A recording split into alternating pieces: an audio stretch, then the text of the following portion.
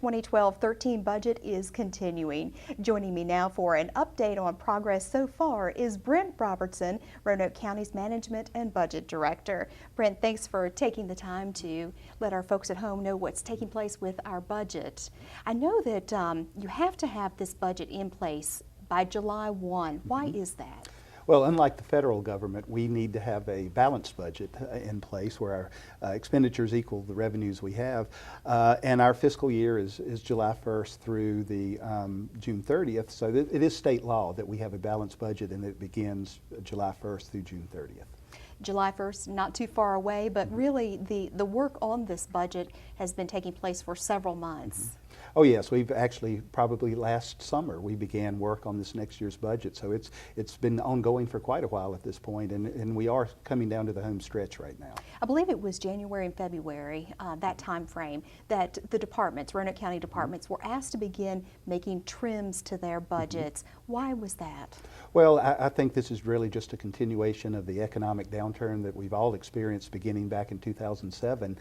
So as we've monitored the revenues from that period on, we were kind of well aware that our revenues were still contracting and we were still having some difficulties in that area, as well as we've had some expenditure increase that's both been mandated by the state as well as just contractual obligations that we have for our current service delivery. So we were pretty aware that this was coming, and we began asking the departments to contract their budgets as well. I think back in December you were looking at a projected deficit of about $5.9 million for the county? That's correct. So of that amount, to make up for that 5.9, part of those cuts, as we just talked, are being tied to the department. So how much are they being asked to trim by? In total, we were asking them to reduce their budgets in total by about $1.5 million. That's a lot considering what's been taking place over the past few years. That is correct. This will be the fourth year in a row the departments have been asked to trim their operating budgets back with trying to maintain minimal impact to service delivery to citizens per the Board of Supervisors' instructions. However, it's becoming very difficult at this point. You've been involved in some of these meetings and talking with some of the departments. Do you think this time around that there may be some citizen impact in terms of some of these services? I think it's inevitable. What the board has asked us to do is they understand that there's probably going to be some impact as well, but they've asked us to minimize that impact as much as possible, and looking at some of the areas that are probably the less priority to citizens as well as the departments as well. So yes, we're probably going to be proposing, or the county administrator will be probably proposing, some impacts to citizens when he presents his budget in April. All right, it's mid-March now, and not a lot of this information has been rolled out because it's still in progress pretty much. But in the days and weeks ahead, how are you going to be communicating, other than segments like this, information to the public? Well, I think the most obvious that we have for the citizens historically has been public hearings and work sessions by the Board of Supervisors. So there'll probably be budget work sessions at almost every board meeting from here on out until we adopt the budget in late May or early June.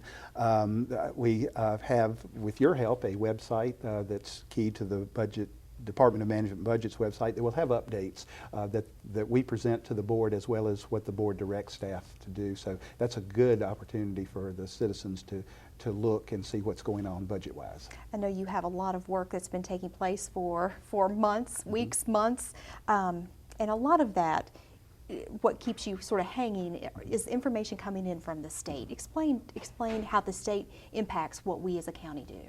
Well, fairly substantially. Both on the county side, we receive probably somewhere around 7 or 8% of our overall budget from the state. But I think what impacts the county the most is the school funding from the state as well. And that obviously affects the county budget because we supply about half of the school's revenues for their functions as well.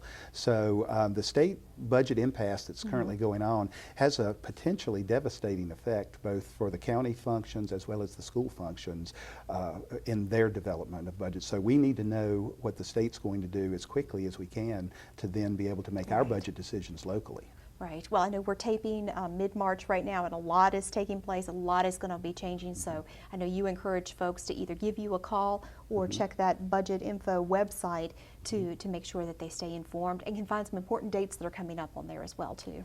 Yes, and just for informational purposes, we will be having a public hearing on the tax rates coming up in late March that the Board of Supervisors has asked us to publish, of which they've said there will be no increases in the tax rates. They are advertised at the current rates. The county administrator will make his budget proposal to the public and to the board the first meeting in April. And there'll be a public hearing on his proposed budget the last meeting in April of this year. Okay. All right. Well, a lot of information, and Brent, we certainly appreciate you taking the time to share that with us. Oh, glad to be here. All right. And stay with us, everyone. We'll be right back.